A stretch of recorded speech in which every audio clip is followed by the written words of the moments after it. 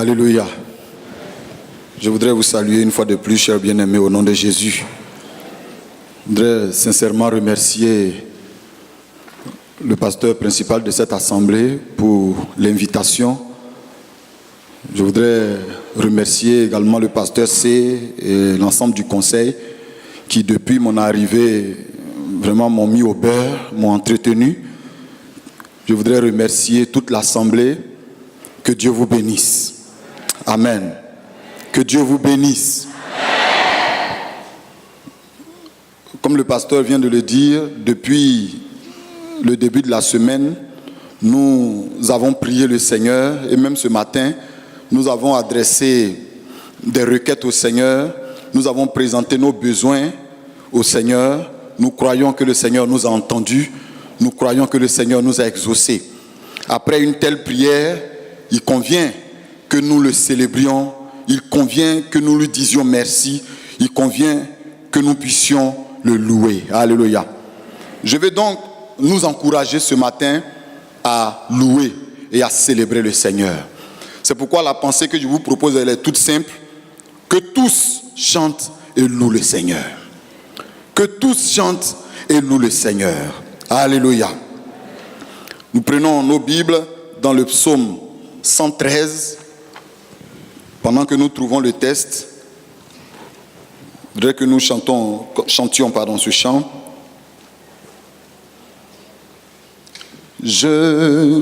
Psaume 113. Je voudrais être l'ami du Saint-Esprit. Je voudrais être l'ami du Saint-Esprit. Je voudrais être l'ami du Saint-Esprit pour plaire à mon Dieu. Je voudrais être l'ami du Saint-Esprit. Je voudrais être l'ami du Saint-Esprit. Je voudrais être l'ami du Saint-Esprit pour plaire à mon Dieu. Esprit Saint, envahis-moi. Esprit Saint, inspire-moi. Inspire-moi, Esprit Saint, dirige-moi. Esprit de Dieu, viens parle-moi. Esprit Saint, envahis-moi. Esprit Saint, inspire-moi. Esprit Saint, dirige-moi. Esprit de Dieu, viens parle-moi. Je voudrais être l'ami du Saint-Esprit. Je voudrais être l'ami du Saint-Esprit. Je voudrais être l'ami du Saint-Esprit pour plaire à mon Dieu. Je voudrais être l'ami du Saint-Esprit. Je voudrais être l'ami du Saint-Esprit. Je voudrais être l'ami du Saint-Esprit pour plaire à mon Dieu. Esprit de Dieu, Esprit Saint, envahis-moi. Esprit Saint, inspire-moi.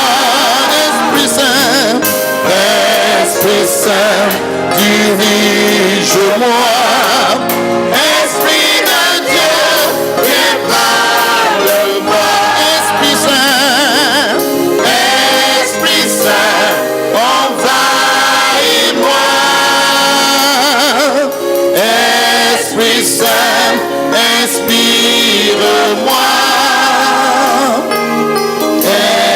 Esprit Saint, dirige-moi. Esprit de Dieu, viens parle-moi. Oui, Esprit de Dieu, viens nous parler ce matin. Alléluia. Amen. Le psaume 113. Louez l'Éternel, serviteur de l'Éternel. Louez. Louez le nom de l'Éternel. Que le nom de l'Éternel soit béni dès maintenant et à jamais. Du lever du soleil jusqu'à son couchant, que le nom de l'Éternel soit célébré. L'Éternel est élevé au-dessus de toutes les nations. Sa gloire est au-dessus des cieux. Qui est semblable à l'Éternel notre Dieu? Il a sa demeure en haut. Il abaisse les regards sur les cieux et sur la terre. De la poussière, il retire le pauvre. Du fumier, il relève l'indigent pour le faire asseoir avec les grands de son peuple. Il donne une maison à celle qui était stérile. Il en fait une mère joyeuse au milieu de ses enfants. Louez l'Éternel. Alléluia. Que tous chantent et louent le Seigneur. Ce psaume est bien sûr un cantique de louange et de célébration à l'honneur du Seigneur. Il était traditionnellement chanté par les enfants d'Israël à chaque fête de Pâques pour célébrer justement leur sortie d'Égypte, leur victoire sur Pharaon et sur tout l'Égypte. C'est un cantique qui a été appelé par les exégètes le Magnificat de l'Ancien Testament. Parce qu'il magnifie justement, il célèbre la grandeur, la majesté de Dieu, à l'instar du cantique de Anne en 1 Samuel chapitre 2, ou même du cantique de Marie en Luc chapitre 1, cantique auquel il emprunte quelques expressions. Quand nous lisons attentivement ce psaume, on se rend compte que l'auteur l'a écrit en 3 strophes. 3 strophes qui peuvent être regroupées en 2 idées principales, en 2 pensées principales. Dans la première pensée, le psalmiste lance un vibrant appel à louer et à célébrer le Seigneur. Et dans la seconde, il insiste sur les raisons qui doivent nous pousser à le faire. Les raisons qui doivent nous pousser à louer et à célébrer le Seigneur. Alléluia. Ce sont donc les 2 axes de ce psaume que je voudrais que nous voyions. Le premier axe donc, un appel à louer le Seigneur. Verset 1 à 3. Un appel à louer le Seigneur. Le verset 1 dit: louez l'Éternel, serviteur de l'Éternel. Louez. Louez le nom de l'Éternel. Dans ce seul verset 1, l'appel à louer le Seigneur est répété 3 fois. 3 fois pour insister ou pour montrer la nécessité de louer, de célébrer le Seigneur. Alléluia. En plus, je voudrais vous faire remarquer que le psalmiste commence ce psaume par cet appel à louer le Seigneur, mais il le termine également au verset 9 par ce même appel à louer le Seigneur. Louer l'Éternel. C'est une invitation, chers bien-aimés, une invitation retentissante qui est adressée à chaque enfant de Dieu. Mais mieux, c'est un impératif, c'est un ordre que Dieu nous donne et auquel nous devons obéir. Louer l'Éternel. Par la disposition de cet appel en début et en fin de ce psaume, nous pouvons comprendre que pour nous, enfants de Dieu, la louange doit rythmer notre vie. La louange doit faire partie intégrante de notre vie chrétienne. Depuis le commencement jusqu'à la fin, nous devons louer et célébrer le Seigneur. Alléluia. Oui, Dieu nous invite ce matin, il nous ordonne à le louer. Il nous ordonne à le célébrer. Qui que nous soyons, il voudrait que nous soyons ces ouvriers qui le louent et qui le célèbrent. Le Seigneur nous invite à la louange. Et c'est d'ailleurs à cette conclusion que tout le livre des psaumes répond. Le dernier verset dit, dans le psaume 152, le verset 6, que tout ce qui respire loue l'Éternel. Dieu lance encore aujourd'hui, chers bien-aimés, un appel. Dieu lance encore aujourd'hui un appel à la louange, un appel à la célébration de son nom. Pourrait-il en trouver au milieu de nous des personnes qui se disposent pour répondre à un tel appel de Dieu? Dieu cherche des hommes et des femmes pour le louer et pour le célébrer. Alléluia. Au verset 2, 3, le psalmiste va donner 2 caractéristiques importantes de cet appel à louer et à célébrer le Seigneur.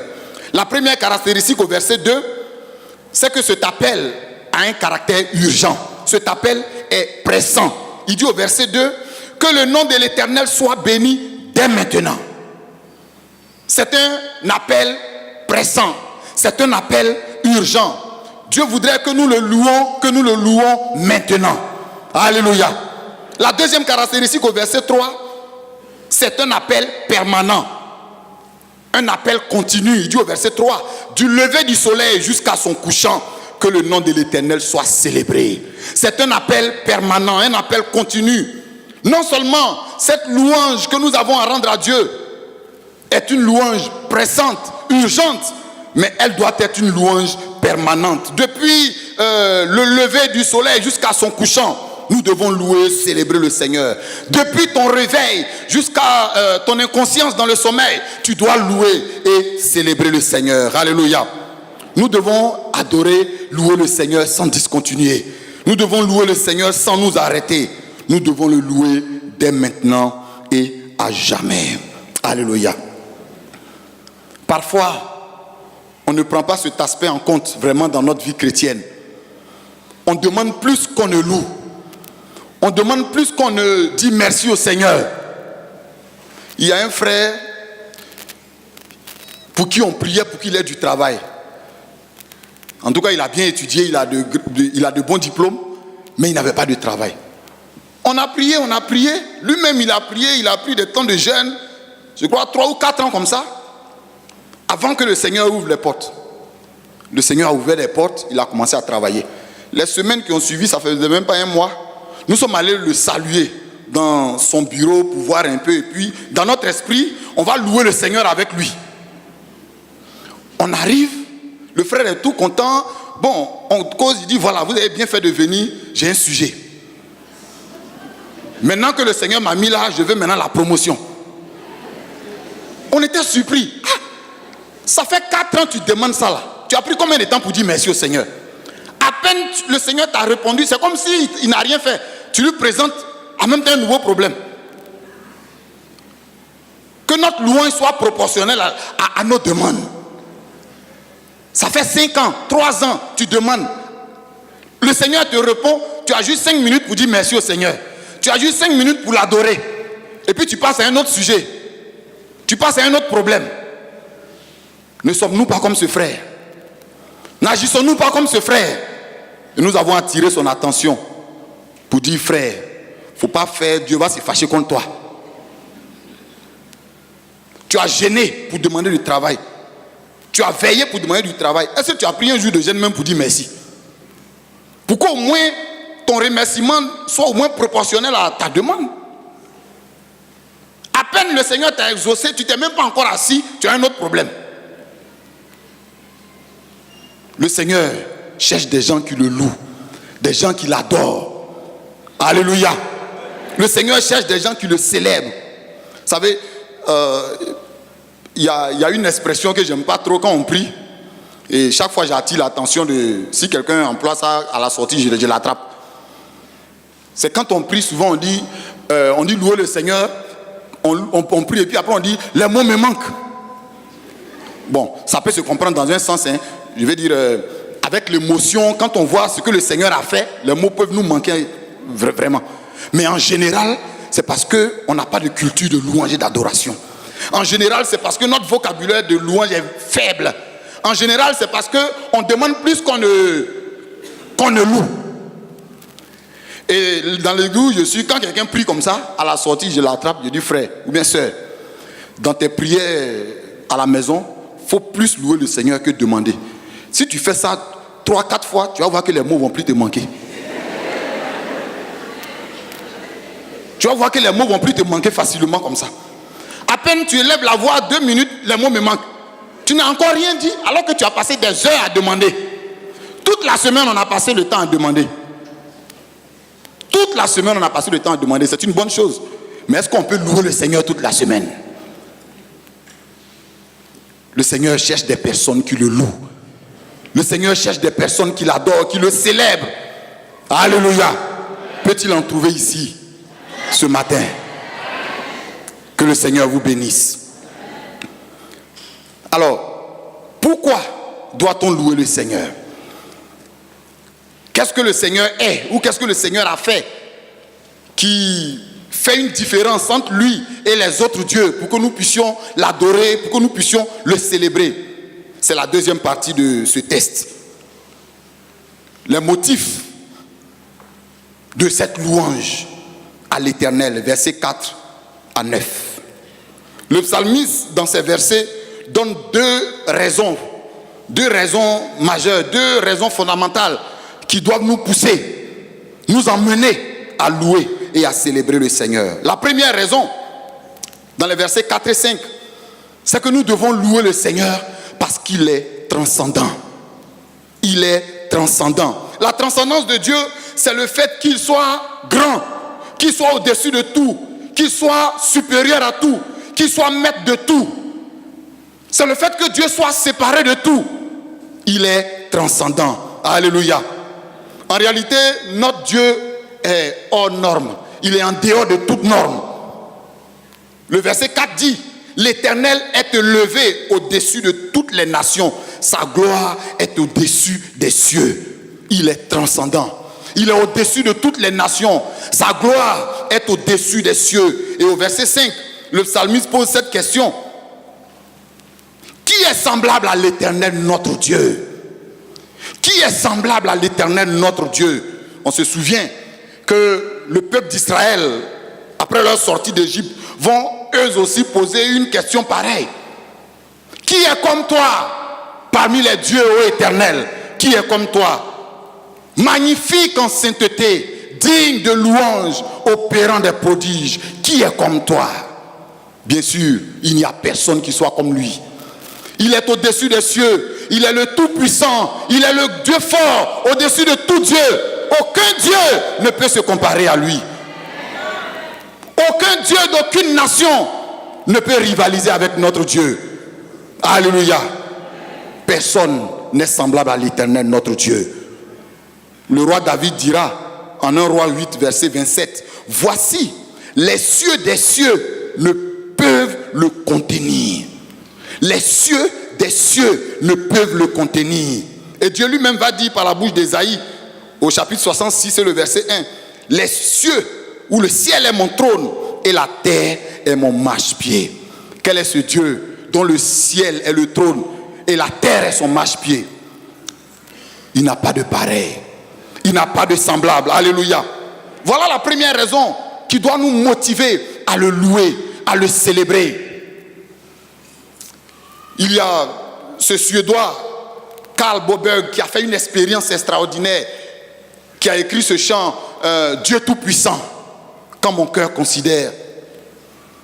Après un orage, le tonnerre et tout ça, il est rentré à la maison et il s'est assis à sa fenêtre pour regarder, contempler un peu la nature, le ciel bleu, les oiseaux qui volent, les papillons,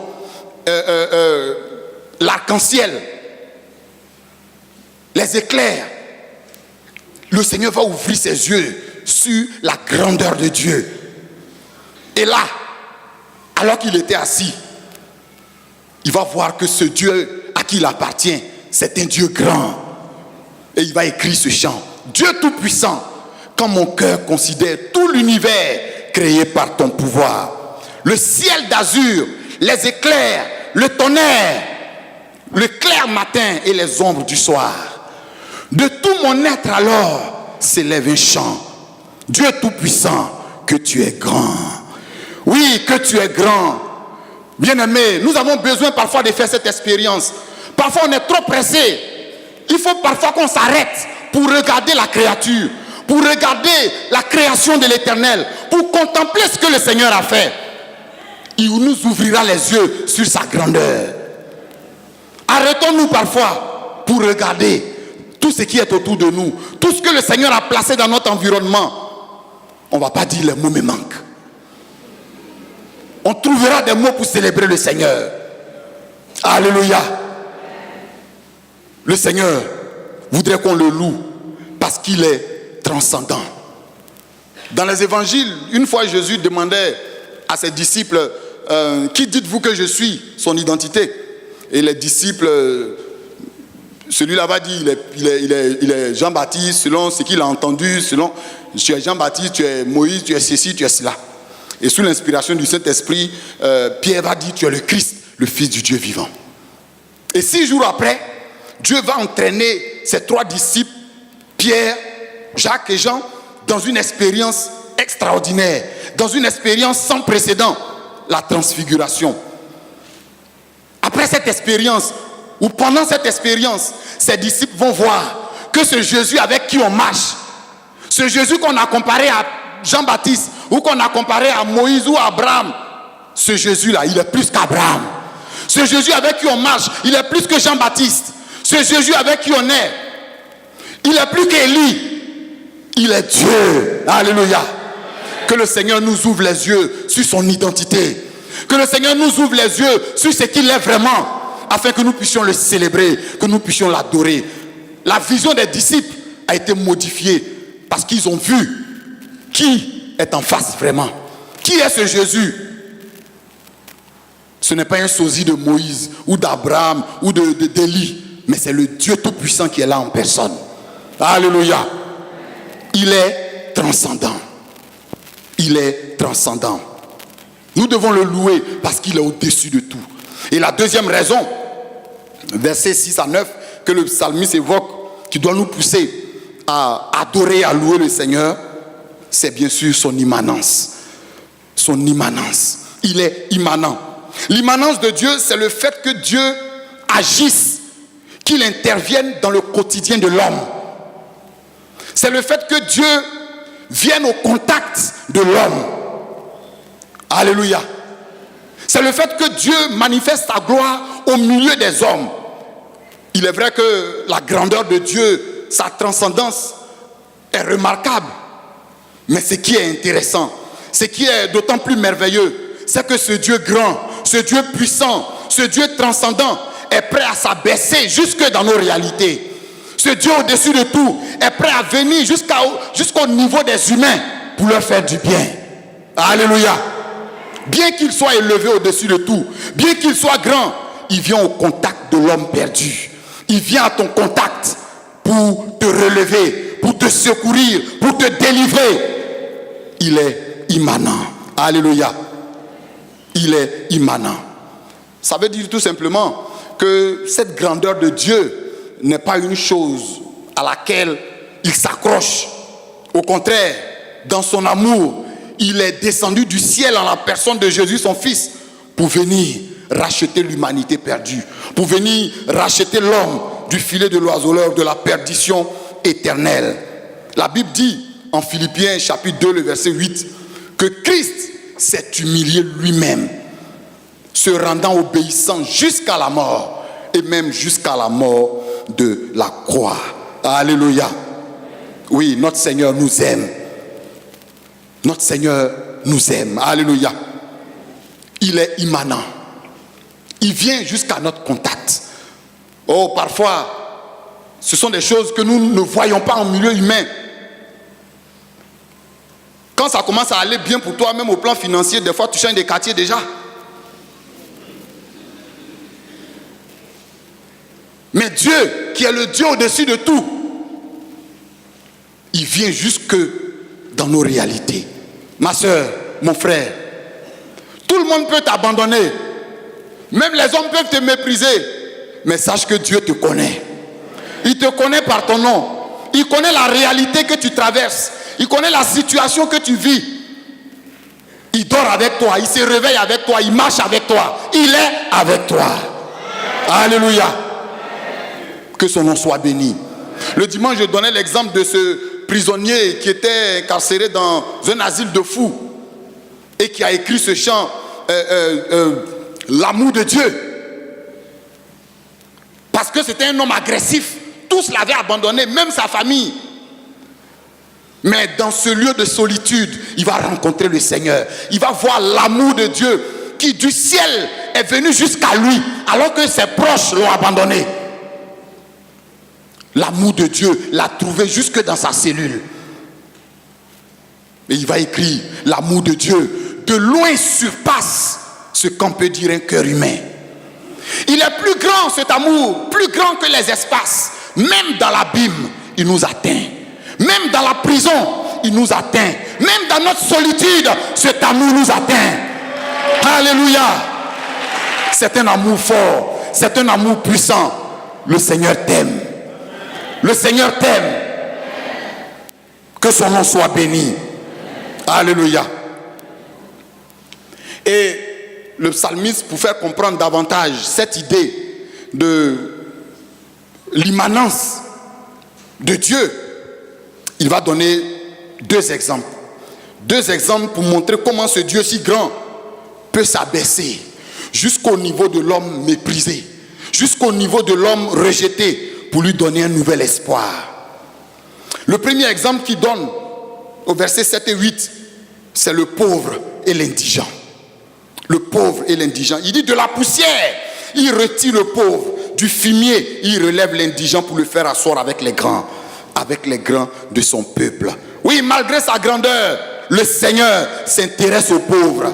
Malgré sa grandeur, le Seigneur s'intéresse à l'indigent.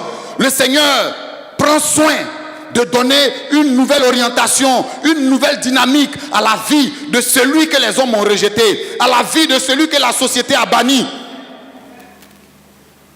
Bien qu'il soit grand, il s'intéresse aux plus pauvres d'entre nous. Alléluia. Oh, cher frère, le Seigneur s'intéresse à toi. Dieu s'intéresse à toi. Dieu se soucie de toi. Alléluia. Il se soucie de toi. Dans son infinie miséricorde, notre Seigneur vient au secours de celui qui est délaissé. Vient au secours de celui qui est abandonné pour lui donner un avenir. Alléluia. De la poussière, il relève, il retire le pauvre. Du fumier, il relève l'indigent pour le faire asseoir avec les grands. Avec les grands. C'est l'exemple de David lui-même. Il est un témoin vivant de cette action de Dieu dans la vie de l'homme, de l'immanence de Dieu. Lui qui était, on va dire, le dernier de la famille, sans valeur aux yeux des hommes, méprisé, bafoué même, Dieu va le prendre et le placer à la tête de toute la nation. De sorte que David va devenir le plus grand roi d'Israël de tous les temps. Qui peut faire ça si ce n'est pas Dieu? On peut ajouter même l'exemple de Joseph, qui était haï par ses frères, qui l'ont vendu, pour eux c'était fini. Mais Dieu va le mettre à la tête de toute la famille. Alléluia. Oui, le Seigneur retire le pauvre, retire l'indigent de sa situation pour le placer en hauteur, en position élevée. Alléluia. Voilà l'immanence de Dieu. Et c'est pourquoi nous devons l'adorer. Et c'est pourquoi nous devons le célébrer. Et c'est pourquoi nous devons le louer. Le deuxième exemple qu'il donne, et c'est par là que je termine, le verset 9, c'est l'exemple de la femme stérile. Il dit, il donne une maison à celle qui était stérile. Il en fait une mère joyeuse au milieu de ses enfants. Alléluia. Oui, dans sa miséricorde et sa grâce, Dieu apporte le réconfort à ceux que la société a rejetés. À l'époque, comme ça se fait encore dans certains lieux en Afrique, la femme stérile était comme maudite, rejetée par la société, bafouée de tous. Mais c'est à elle que Dieu parle. Alors que ces grands sont là, mais c'est à elle que Dieu s'adresse. C'est elle qui intéresse Dieu. Il dit qu'il lui donne des enfants et il lui donne la joie qui lui a manqué. Alléluia. Il fait d'elle une mère joyeuse au milieu de ses enfants. Il apporte le soulagement aux personnes qui étaient abattues, aux personnes qui étaient découragées, aux personnes que la société avait écartées. Notre Seigneur est tout puissant, il est immanent. Il a fait pour Sarah il a fait pour Rebecca, il a fait pour Rachel, il a fait pour Anne. Il peut le faire encore pour toi. Alléluia. Voilà la deuxième raison, selon le texte que nous avons lu, qui doit nous pousser à louer et à célébrer le Seigneur. Il est transcendant, mais il est aussi immanent. Alléluia. Je conclue pour dire que par ce psaume, Dieu nous invite à le célébrer. Par ce psaume, Dieu nous invite à l'adorer. Par ce psaume, Dieu nous invite à le louer. C'est une louange pressante, c'est une louange urgente. Il veut que nous le louons maintenant et qu'elle soit continue, que nous le fassions les jours de nos vies, que nous continuions à le louer et à le célébrer, parce que c'est un Dieu transcendant, un Dieu au-dessus de tout.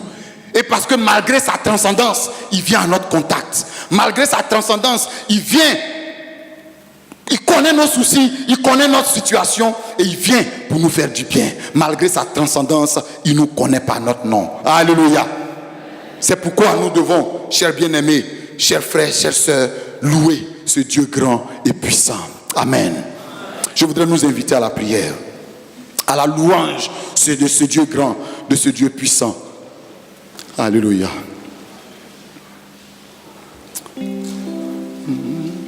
Dieu tout-puissant, quand mon cœur considère tout l'univers créé par ton pouvoir, le ciel d'azur, les éclairs, le tonnerre, le clair matin ou les ombres du soir. Dieu tout-puissant, Dieu tout-puissant, quand mon cœur considère, tout l'univers, créé par ton pouvoir, le ciel d'azur, les éclairs,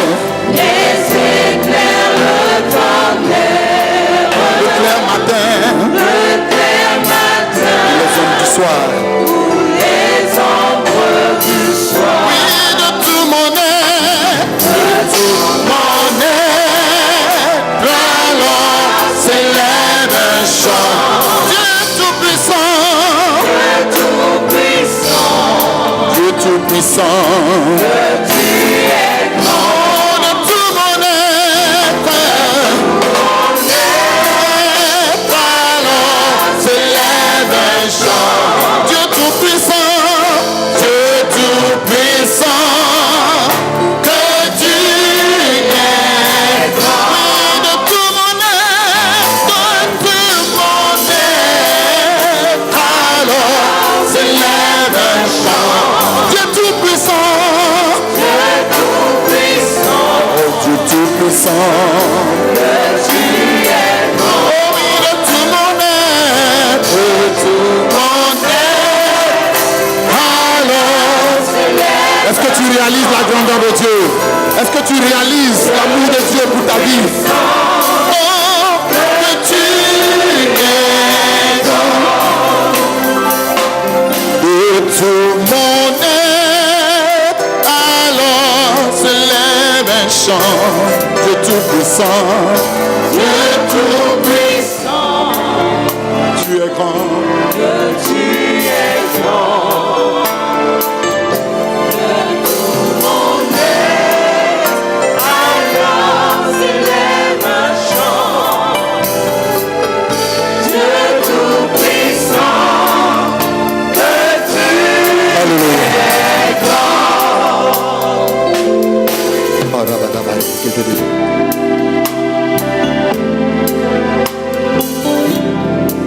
Alléluia.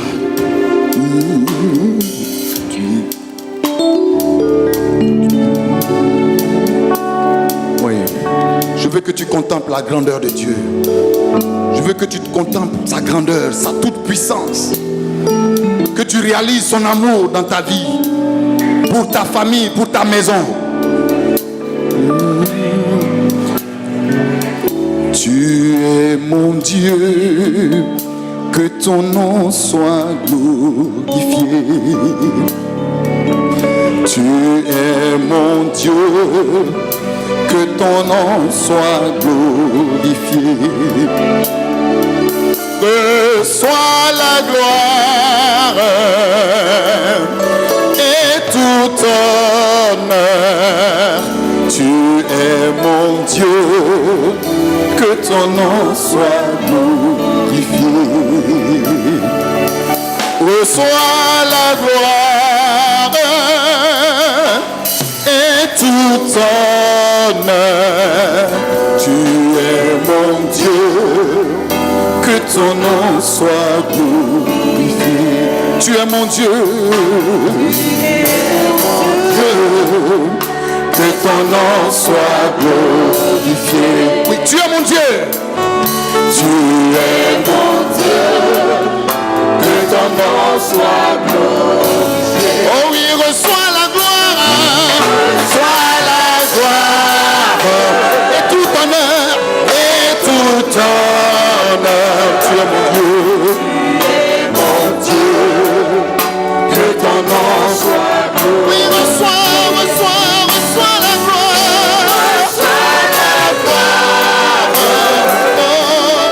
et tout honneur. Tu es mon Dieu, que ton nom soit glorifié. Une fois encore, tu es mon Dieu, que ton nom soit glorifié, Seigneur. Que ton nom soit adoré, Seigneur. Que ton nom soit glorifié, l'Éternel. Que ton nom soit adoré, l'Éternel.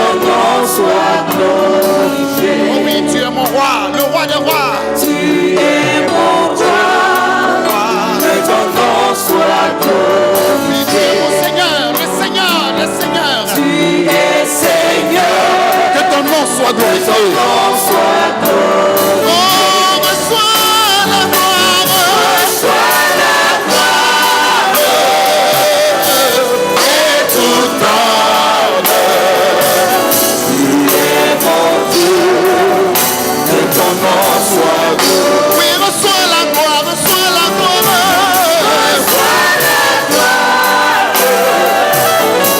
et tout honneur. Tu es mon Dieu, que ton nom soit glorifié. Alléluia. Je te loue, je te remercie.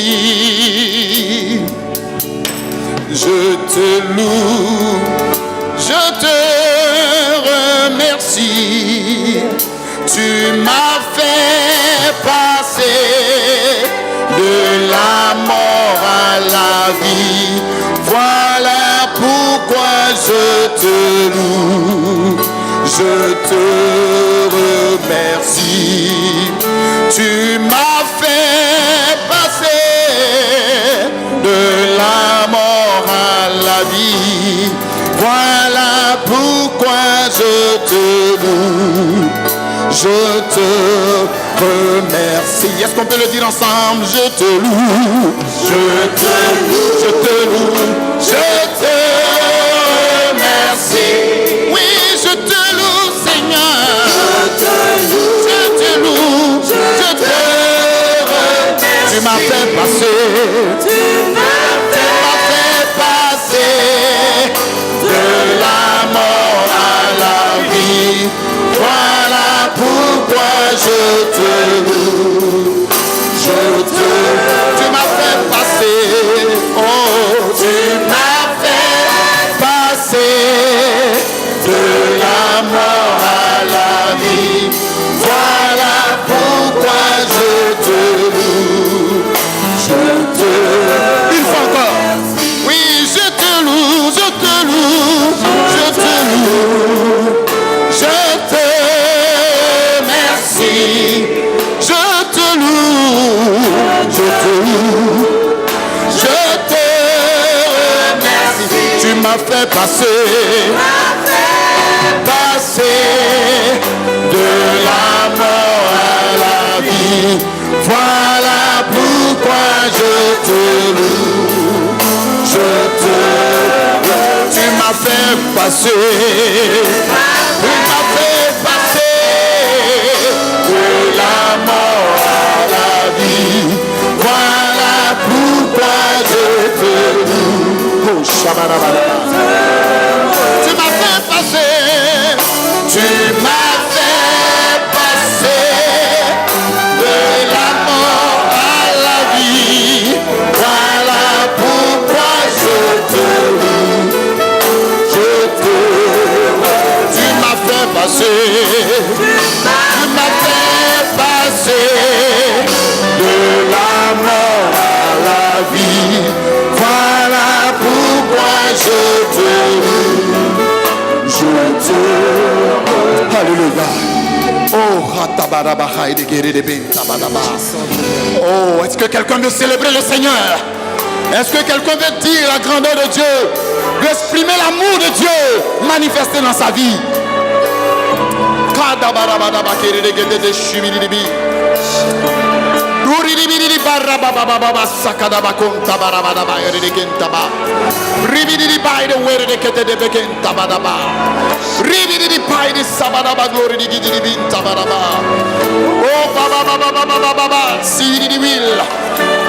Alléluia.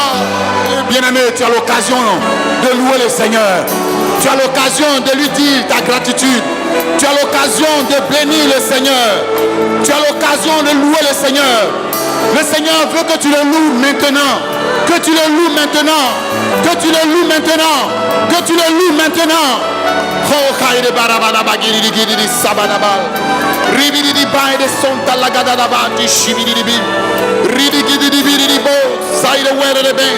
Laide kentabara ko regede de ben ribidi di side well le ribidi di kai de go sabaraba mighty queen tegede de ben shibidi di binto lokodo do bo raidi bidi di banta lokodo do side well kai di giri di bidi di segede de ben tibidi di bi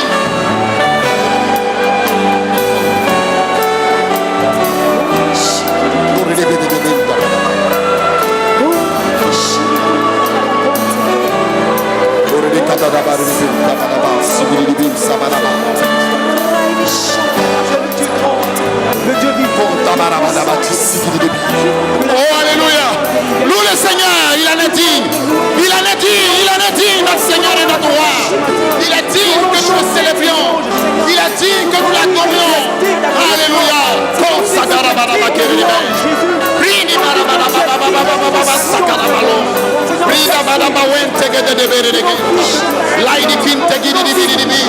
Béni soit ton nom, toi qui m'as sauvé de la vaine manière de vivre. De la vaine manière de vivre, toi qui m'as arraché de la mort éternelle, toi qui m'as arraché du filet de l'oiseleur, alors que j'étais perdu. Oh, je vais louer ton nom, je vais louer ton nom, je vais te célébrer pour cet amour dans ma vie manifestée, dans la vie de ma famille, dans la vie de ton église. Seigneur, je te rends gloire, je te célèbre ce matin, je bénis ton nom, je bénis ton nom. J'ai vu ta main dans ma vie, j'ai vu ton action dans ma vie, alors que l'ennemi cherchait à me nuire. Seigneur, tu m'as libéré. Seigneur, tu m'as délivré de la maladie. Je veux te bénir. Je veux te célébrer. Je veux t'adorer. Je veux t'élever. Je veux t'élever. Je veux t'élever. Je veux t'élever. Tu es digne, notre Seigneur. Tu es digne, notre Seigneur. Tu es digne, notre Seigneur. Tu es digne. Tu es digne. Tu es digne. Tu es digne. Tu es digne. Tu es digne d'être adoré. Tu es digne que ton église te célèbre. Tu es digne que ton église te loue. À toi la gloire. Dieu victorieux, Dieu vivant, Dieu puissant, Dieu au-dessus de tout Dieu. Reçois l'honneur, reçois la gloire, reçois l'élévation, reçois la magnificence, reçois l'élévation. Oh, béni soit ton nom, Seigneur.